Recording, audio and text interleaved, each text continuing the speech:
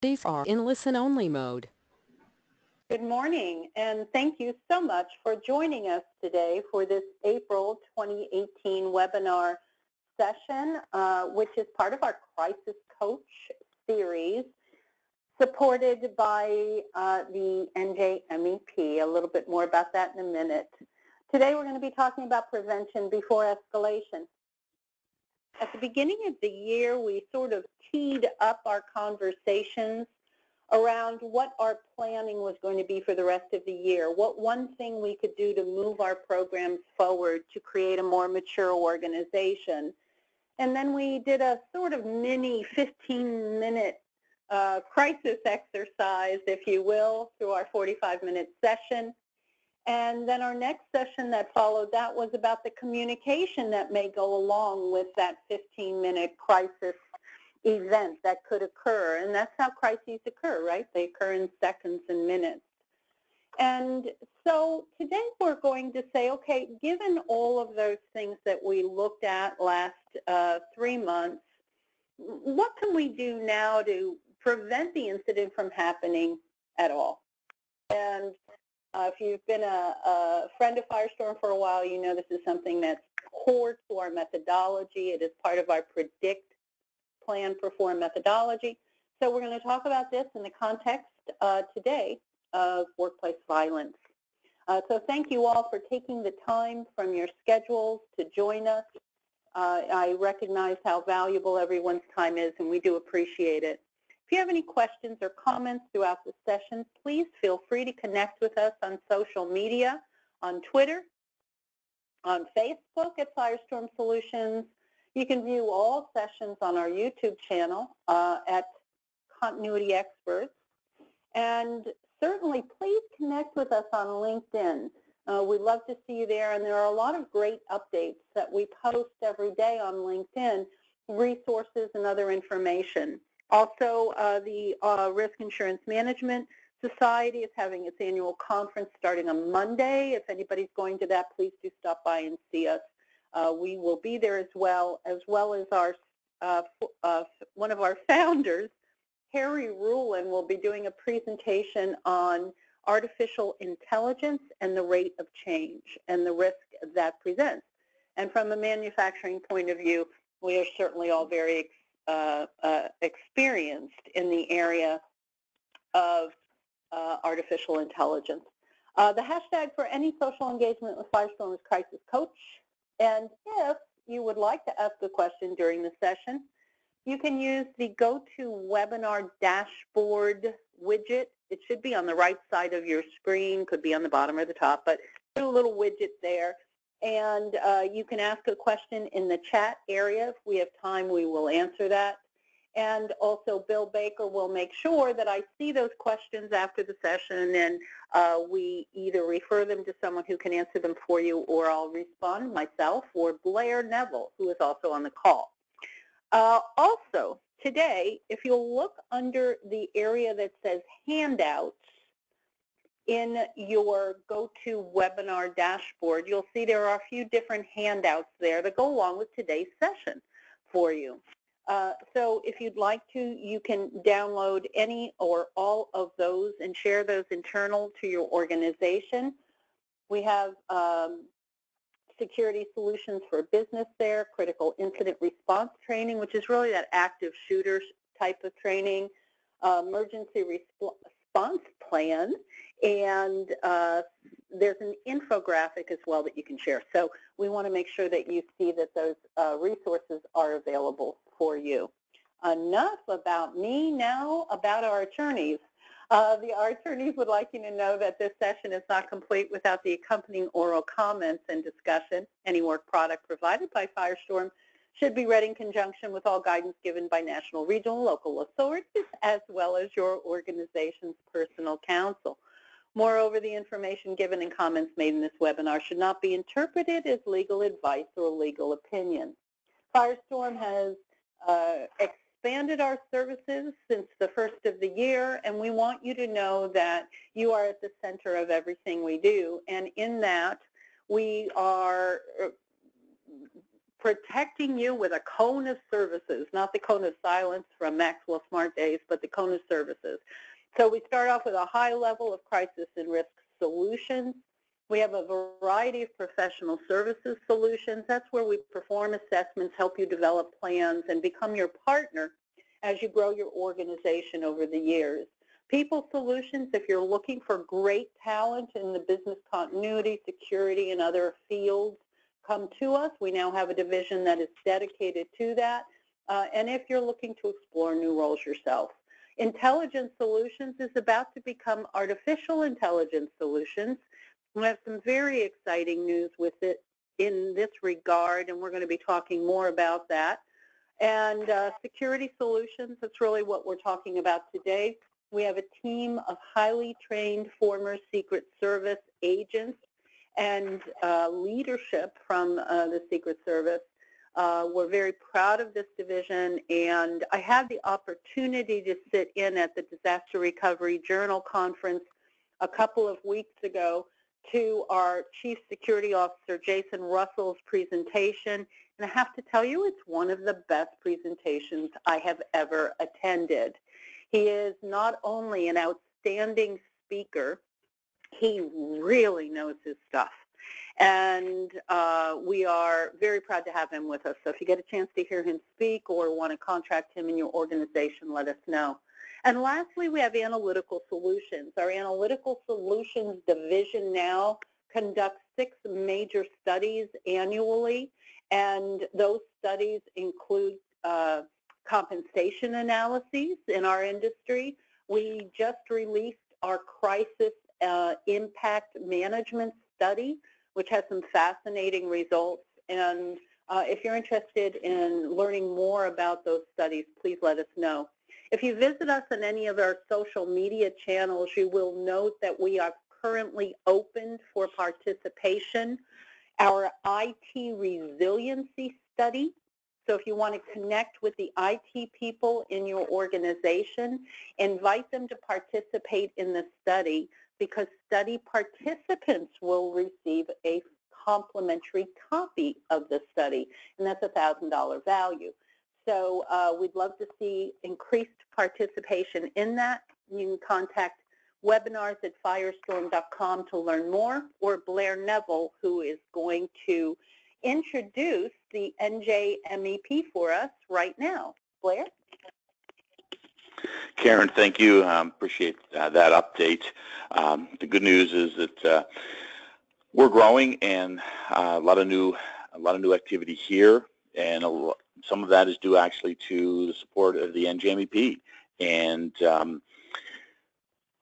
their commitment to business continuity and helping their clients with those issues. And they've been a supporter of us for a number of years and sponsored this webinar. I'd like to introduce Joe Cartenuto, who is our counterpart there and has really been a big supporter of us and these educational sessions. Joe? Thanks, Blair.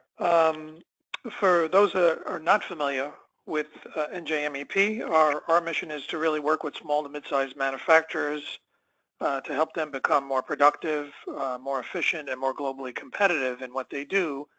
And that process for us usually begins with an assessment where we get a better understanding of the organization and the challenges, opportunities, strengths within the company. And oftentimes the services we're able to assist them with can go into areas like helping companies take advantage of R&D tax credits, helping them with Lean, Six Sigma, process improvements in the plant, as well as on the strategic end with planning and business development, market plans.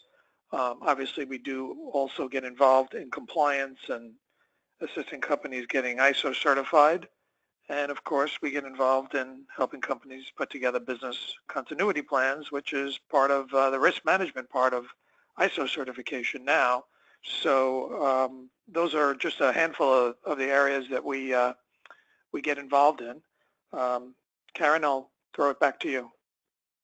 Thank you so much, Joe, and thank you for the years of support and collaboration that we've enjoyed with you. One of my favorite webinars to do, so thank you so much. And thank you, Blair, as always.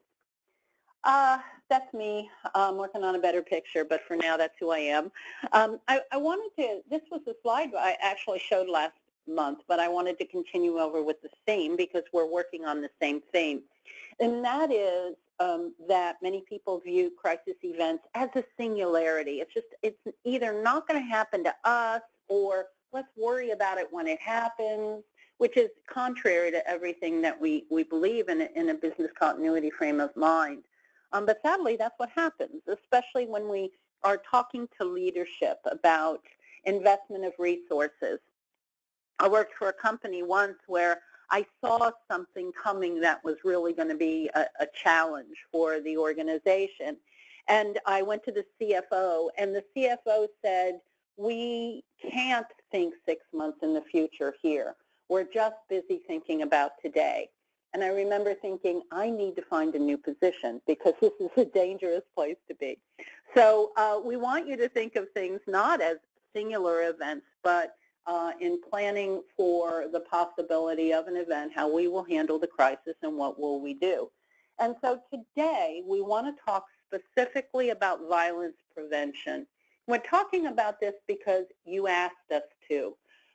We had a lot of feedback after, sadly, not only the Parkland shootings in Florida, but the recent YouTube event, the shooting at YouTube HQ. And I have some observations on that I'd like to talk to you about.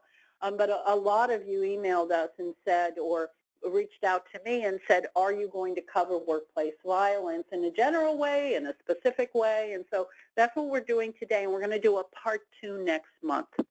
And we'll work on helping you understand what can be done in your organization. So the first thing we know that are key components of an effective violence prevention program are, you have got to have leadership support.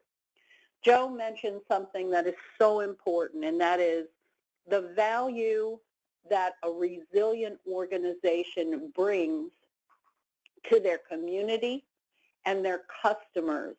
Our great employees want to work for resilient companies, and companies want to purchase, buy, and partner with resilient companies. I don't want to have to be thinking, what's my exit plan every time I work with a vendor because I'm not sure my vendor is going to be there tomorrow. So resiliency and preparedness are brand attributes, and you must believe that on a cultural level within your organization. So we need that leadership support to make sure this is a priority. Next, we must have policies and procedures. Jim Satterfield, our CEO, has a very simple rule of thumb. Go interview your newest hire and ask them what they should do in case of a specific crisis. Do they know? Have they been trained? If not, we need to revisit that. We can't just have checkbox compliance, right? So we need a good weapons policy. We need a very clear, detailed weapons policy. We need anti-bullying and anti-harassment policies within our organizations. We cannot, and we no longer can abide a culture of looking the other way, or because someone might be a significant sales driver in our organization, we're ignoring certain behavior. We must be consistent in our policies and procedures and address any bullying or harassment activity immediately. We must do background checks, both when we hire and annually. We must understand who's within our organization.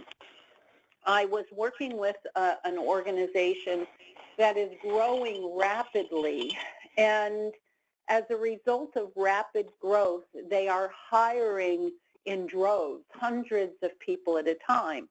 And in 4 major locations across the country, they're having at 2 of those locations significant issues because they're hiring so heavily, they are hiring rival gangs within their properties and scheduling those rival gangs on the same shifts, and it's creating significant issues. So we need to think about what's going on culturally and environmentally and regionally in our businesses. Next, physical security. You know, many of us are in older facilities. We are in leased facilities. We don't own our facilities.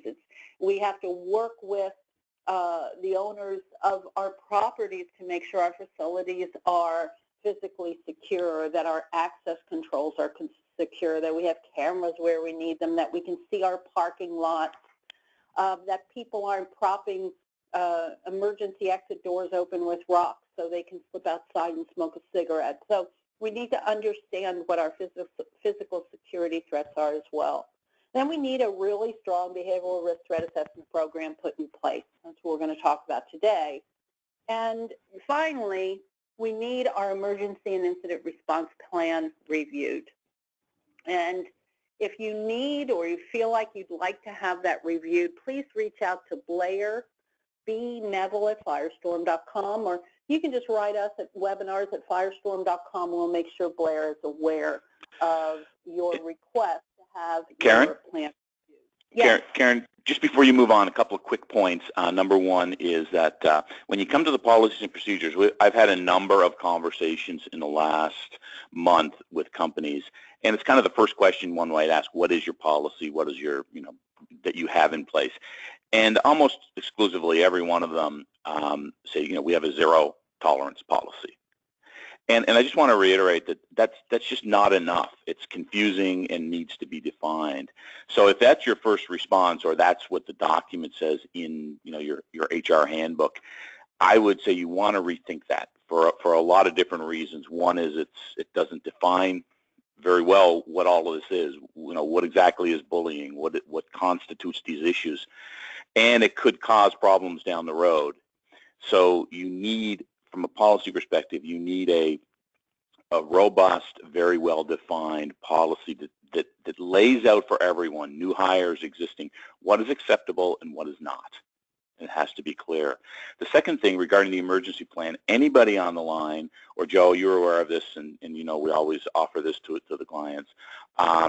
If you want me just to have a conversation with you or review it, kind of go through it, more than happy to do that, and we can do that literally over a phone call and a web a web event, and I'll take the time to go through and just talk you through some of the elements that are necessary, and I don't mind taking the time to do that for you. And Blair, it's so important, because everybody you're going to learn something all the time, right? So I think it's a great thing, and thank you very much. I want to show you just a few little stats here right now. In the past, we asked how concerned folks were about workplace violence in their organization. And if you take the somewhat and the very together, I mean, it's almost 100%. Everybody is concerned about this issue. So how do we stop the madness? Well, what I have to tell you next is that we're making progress. And we're making progress in terms of educating ourselves internally and knowing what to do if it happens. Sadly, we're seeing increased instances of it happening. We did ask you, do you know how to anonymously report a behavior of concern? And I'm thrilled to see that 91% responded yes. So think about this right now. If you're one of the people, if you're on this call right now and you're one of the people who said, I don't know, make it a point today to find out. Go to whomever you think is on a team. Go to security, go to HR, whatever it is in your organization, and just say, if I see something, what do I do? And if no one knows, then let's lead the effort to create awareness around the gap and fill it. Next, we asked, does your organization have a designated team to review behaviors of concern? So if I come to you, HR, or if I go to my boss and I say, so-and-so is starting to really blow up over the littlest thing on our shift, and I'm a little afraid, where does that go? Karen? Yes. I hate to jump in. It's just that I had this conversation actually this morning with somebody Great. Before the call, and I would be willing to bet if people, companies on the phone, if you ask the question, especially small to medium businesses, small, doesn't matter if it's manufacturing, any small companies, they tend to say, yes, we have people because we have an HR person, or we have we've outsourced the HR role to a company and they have somebody, we have the leadership or the owner of the company. That sounds good, except that the next question would be, have they had any training? Are their roles defined? Do they really know what they need to do? Do they know where the resources are? Because they don't have all the answers, and they can't be all things to all people. And usually, large companies, great, you can do this. Smaller businesses, it falls in the hands of the general manager, the plant manager, the operations manager, the owner. And the reality is, unless they sit down and spend a little time to say, okay, who are we? What do we do? What is the role? How do we report? The answer to that question is no. Even though they might be able to say, yeah, we have a group of people. You need to have some boundaries and guidelines around that group of people before you can really say, yes, we have them. And it's an onerous burden. I mean, if you're the only person in the organization who receives the information and you have no training on what to do with it, and something happens, I don't even want to imagine what the guilt and post-traumatic stress of that situation would be. So let's get the training and let's get the planning in place. And Blair, you're absolutely right. We talk to people every day who want to do something, who need to do something, and they just don't know where to start. And we know that almost every disaster, every incidence of workplace violence that we've seen, other than Las Vegas, we have seen some type of warning signals. And I dare say there may have been some in the Las Vegas event. I just am not up to date on all of the details with regard to that, but there was no manifesto posted on Facebook or something like that. But in almost every other situation we've seen, I mean, we just saw this weekend someone killed his own mother and a friend of his and posted the entire reason why, or their version of that, on Facebook. So we see those manifestos, we see those types of warning signals far before the event. In the case of Elliot Rogers, who opened fire on a campus on UCLA in California, he had 10 hours of videos that he had recorded over time, very clearly describing what he was going to do, how he was going to do it, where he was going to do it. So we need to understand, what are those behaviors that we're looking for? What is a threatening behavior versus a behavior of concern? What's the difference, and how do we respond to one or the other? So threatening behavior is clear. Threatening behavior is, it's an immediate threat. It's bullying that is occurring. Maybe there's cyberbullying that's occurring. And remember, in the past, if somebody was giving you a hard time at work, you could go home and you could chill out with your family. They were your protective factor. And now that bullying follows you home because it's in text messages and on your Facebook wall and all those other sorts of things. There are actual fights occurring. Is there a coworker who's actually getting into physically violent fights, either with other coworkers or off work? Is there some sort of stalking going on, or cyber stalking? Has someone destroyed your property, or have you witnessed someone destroying someone else's property? Are there concrete threats today? Direct threats like, I am going to kick your butt at the end of the workday near your car. Are there conditional threats? If you don't give me a better shift, I'm going to kick your butt. Are there veiled threats? Well, I'd hate to see anything happen to your car if I don't get that better shift. Are there indirect threats that say some sort of, again, it's toward that veiled threat, where there is I'm sorry, something just distracted me in my office, and I apologize. So are there indirect threats where it lacks specificity, but we know for sure it's a threat? And then have we seen a weapon at work? Is there a handgun, a knife? And remember, folks, you know, we talk about active shooter training. We need to be talking about deadly weapons training. We need to talk about other things other than just guns. There are knife attacks, vehicle attacks, chemical attacks. So there are people who have corrupted foodstuffs of their coworkers. So we really need to be aware of all of those things that could happen. So let's look at some red flags. So these are the red flags. Now, first of all, these red flags aren't going to matter if you don't know who to talk to in your organization. So if you answer Blair's question and my question, no, I have no clue who to talk to, make a big note to yourself, figure out who to talk to. And then these are the things we're going to talk about. Is somebody talking about suicide, self-harm, or harm to others? Is somebody that you know, have they posted pictures of themselves harming themselves? We know that self-cutting and other self-abuse practices go along with some of these behaviors of concern. Do we know that someone is making intimidating comments about hurting someone else?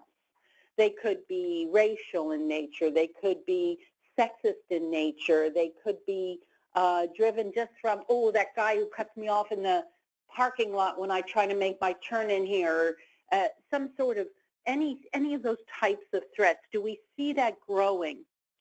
Does this person have fits of rage? I want to tell you something. We did an analysis of everything from the Columbine shooters to present day, and are continuing to analyze the comments, the writings, the diaries, the statements that those that have perpetrated school and workplace violence have made. And the word that keeps sifting up is rage. That uncontrolled rage, or that focused rage at an injustice, is a key warning signal. The destruction of property, a car, someone else's stuff, a locker, something seemingly innocent. Are you seeing that kind of behavior? Real red flags, and these may not be as clear, right? These are a bit subtle. Do we have a coworker who is constantly posting work images of a high-powered weaponry or knives? Now, that's not an indication that there is someone who is imminently going to pose a problem, but it's something we need to be aware of. It's something we need to keep our eye on. Is the person depressed, increasingly depressed? And can we get this person assistance? There is still a stigma on depression and any inferred mental illness, or and we know that there are ways we can help people. So we really want to help someone get into our AAP or our EAP or some other support that we can provide.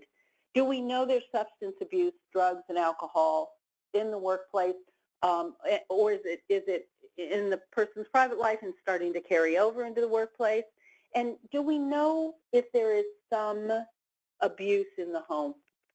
And sadly, that's what we see carry over into the workplace far too often, is some sort of domestic dispute that carries over into the workplace. And are we seeing any major changes in behavior? Is there a withdrawal from a normally gregarious person? Are they suddenly becoming more withdrawn? Did they used to be on the bowling team and they're just not participating anymore? Or when they do, are they expressing concerns with problems? So we start with, when we start working with you in this behavioral risk threat assessment program, we take a behavioral snapshot. And around the outside of our snapshot are the protective factors that sort of keep all of those other things together. When you think of your protective factors right now, you may think of your family, your spouse, your parents, your siblings, your children, the things that keep you grounded, your friends, your activity. You may be a really great softball player and you just live for that softball team and camaraderie. It keeps you grounded. And within that, within our protective factors, there are various things that we look at that make us who we are. Our behaviors, our social peer groups, our family, psychological factors, and then this urgent area we'll talk about in just a minute. So let's look at some of these. The first in behaviors of concern, we want to make sure, again, that we have a central repository that we can keep all of this information.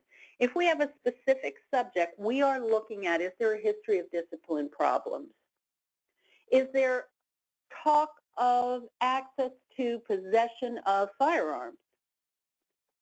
Is this person having a really hard time being coached? Not only can they not be coached, but they fight all of the time and they cannot let it go. Did we have someone who previously had a pretty good work performance and suddenly that work performance is in decline? Did they used to have pretty good relationships with people and suddenly those are fading away? Their work relationships are consistent and poor. Inconsistent, excuse me. They have a preoccupation with policies and procedures, and they believe those policies and procedures were written specifically to punish and or target them. So this policy that HR just put in place is unfair, and I know it's because of that thing I said in that meeting, and it's targeted at me. Are they sending concerning email, text messages? Are there odd phone calls being made? Is there direct or indirect threatening communication, as we've discussed? Are they leaving Post-it notes on people's lockers? Verbal statements, drawings, writings with violent themes, a history of violence, anger, or aggressive behavior, either with your organization or beforehand.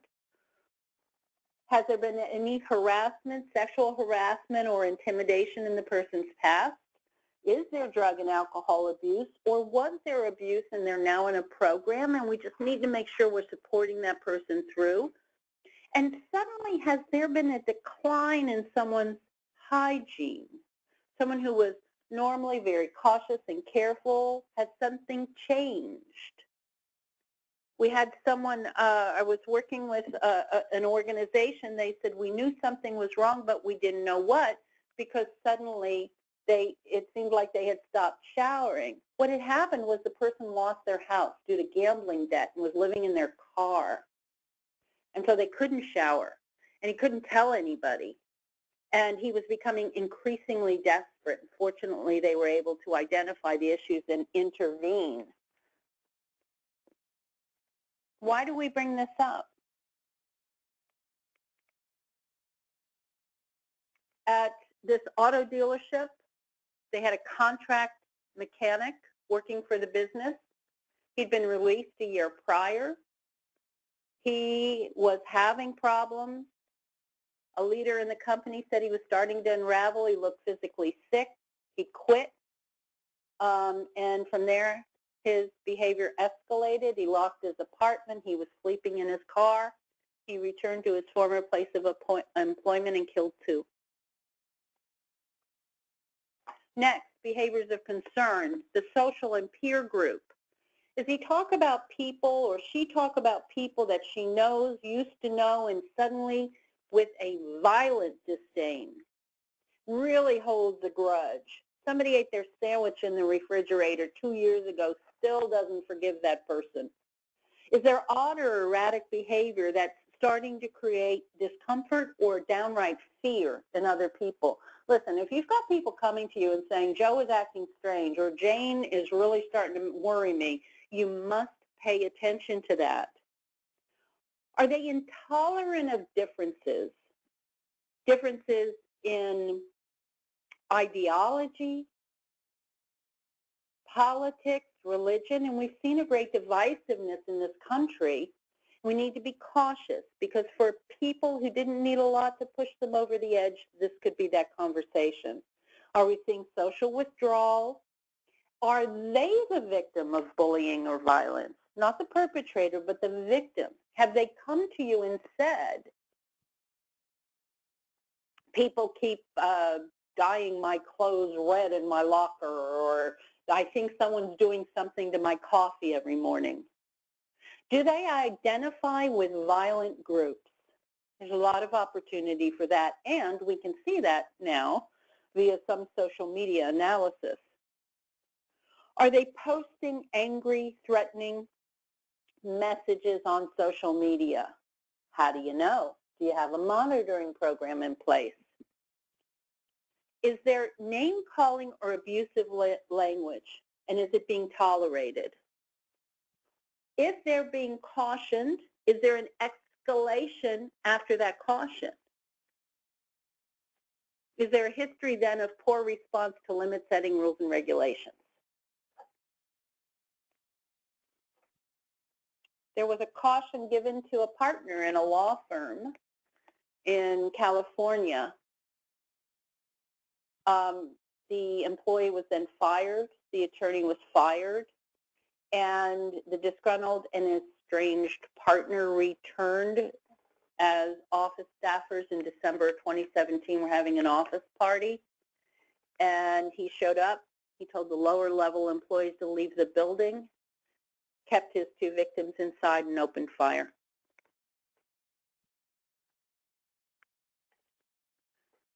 In family matters, what do we know? Has there been a sudden, deep, or multiple losses? I was talking to somebody recently who lost her father, her mother, her sister, and her husband in a 7-month period. I do not know how you process that type of loss. We need to make sure we're paying attention to these types of things. And just because you may deal with loss in one way doesn't mean someone in your employ or a vendor or a customer or someone you come in touch with in your business is dealing with it in the way you might. So we need to understand, is there suspected or confirmed abuse in the home? Is there a change in status? Were they just divorced? Did they lose custody of a child?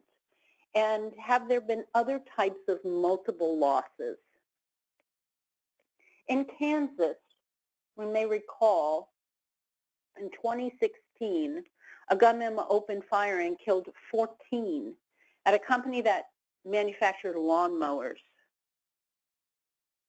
He was already on probation for a series of convictions, and he was living in another area at the time.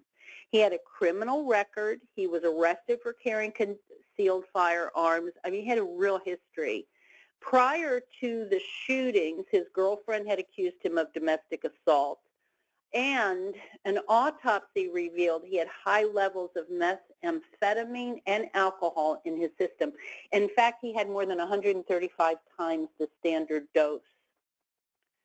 And he returned to the manufacturing company and killed 3 and wounded 14. Let's look at psychological issues of concern. So does the person express, or do we observe paranoid thoughts or feelings of persecution? Is everything aimed at that person? Is there some delusional thinking, delusions of grandeur? Is there an alternative reality that seems to come out in the person's conversation? Do they have poor coping skills when something does occur at work? Do they overreact? Do they underreact? Do they express feelings of isolation or hopelessness? Do they feel shame? Do they feel a sense of entitlement? Have they expressed suicidal or homicidal thoughts? Is there a diagnosed or evident mood disorder? I think we have to be careful too here, especially with people who are not under a doctor's regular care, who are self-medicating, and we may see extreme shifts in mood at the workplace if they self-medicate at work. And the combination of certain drugs that they may feel is appropriate to self-medicate with can be dangerous and lead to a psychotic break. Is there a preoccupation with weapons and a fascination with violent fantasy or ideation? Is there a pattern of uncontrolled anger? If you're seeing that this person is getting angry over an app that doesn't work on their cell phone and that cell phone suddenly goes flying across the room and crashes into a wall, it's a bit much. Something's going on there. We need to intervene. Is there a pattern of over-controlled anger? When you would expect someone to respond, are you seeing no response or a flat affect? And does the person feel like they are being bullied and personally persecuted? In Tennessee,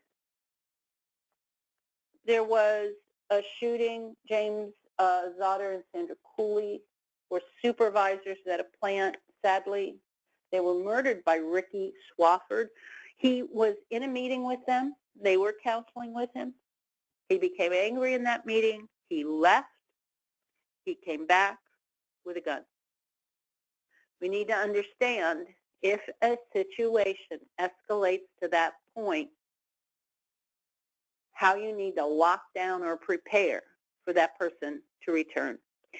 When I was talking to Wendy Ruffcorn, who creates our plans and our programs, Wendy's really brilliant when it comes to analyzing plans and programs. And when we were talking about Parkland, one of the things she said was they probably weren't monitoring him, but the moment they should have began monitoring him was the moment he was expelled.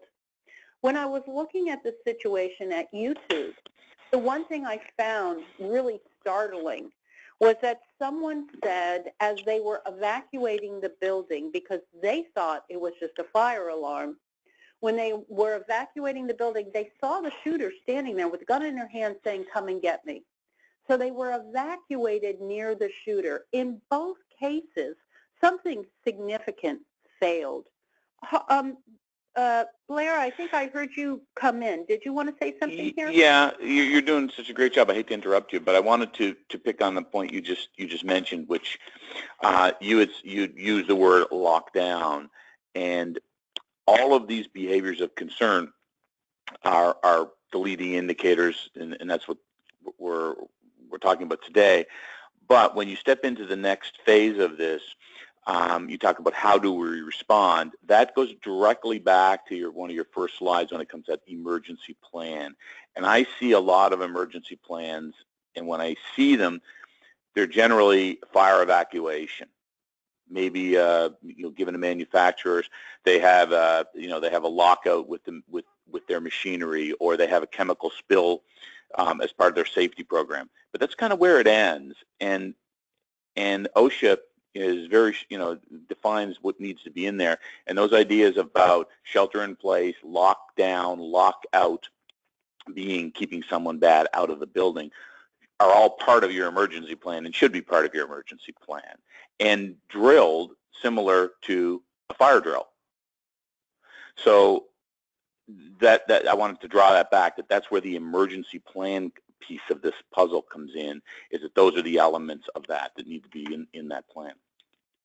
And it's so important. We need to understand the differences in those things. I mean, just far too often we have seen someone return to the place of work after being terminated or being counseled because it was handled. Whether you handle it correctly or incorrectly, there's no telling when you're dealing with someone who is volatile.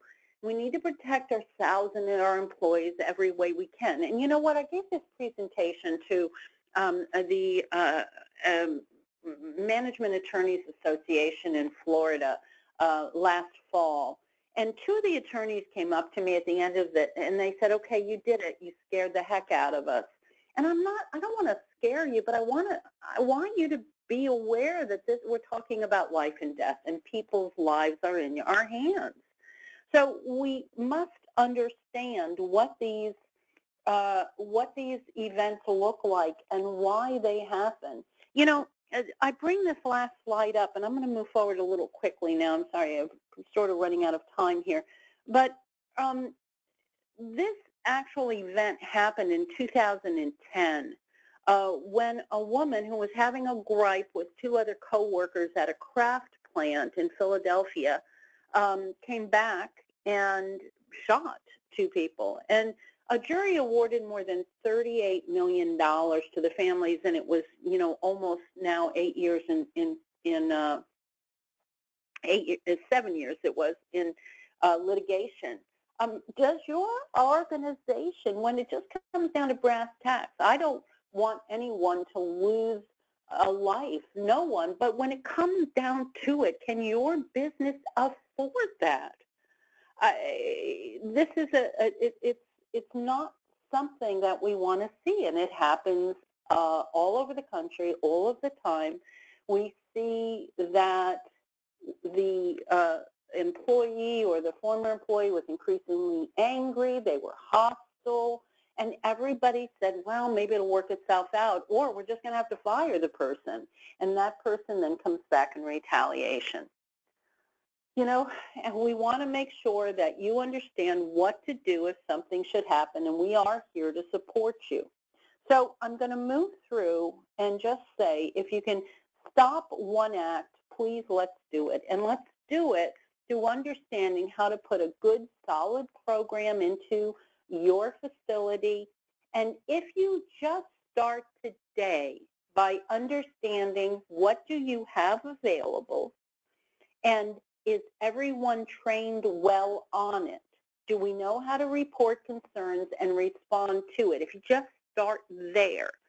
And if the answer is no, we don't know. If you go to that first newest hire employee and they don't know, and you just start by training them better today, you will have moved your program forward by leaps and bounds.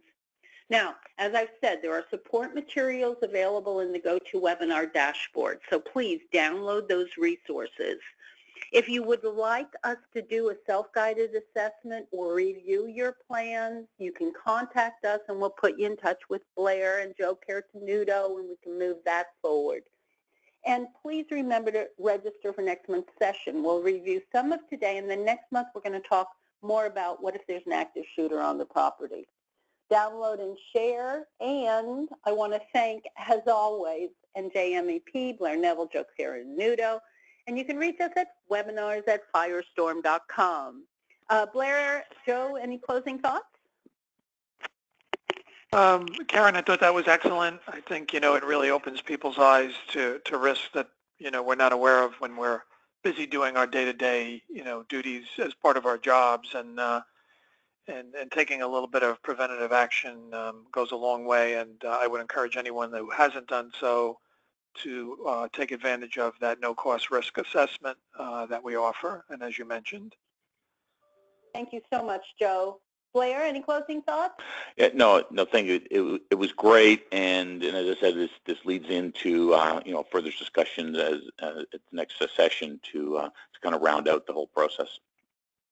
All right, everyone, have a safe, terrific day. Remember, move your program forward one step, and you'll sleep a little bit better tonight.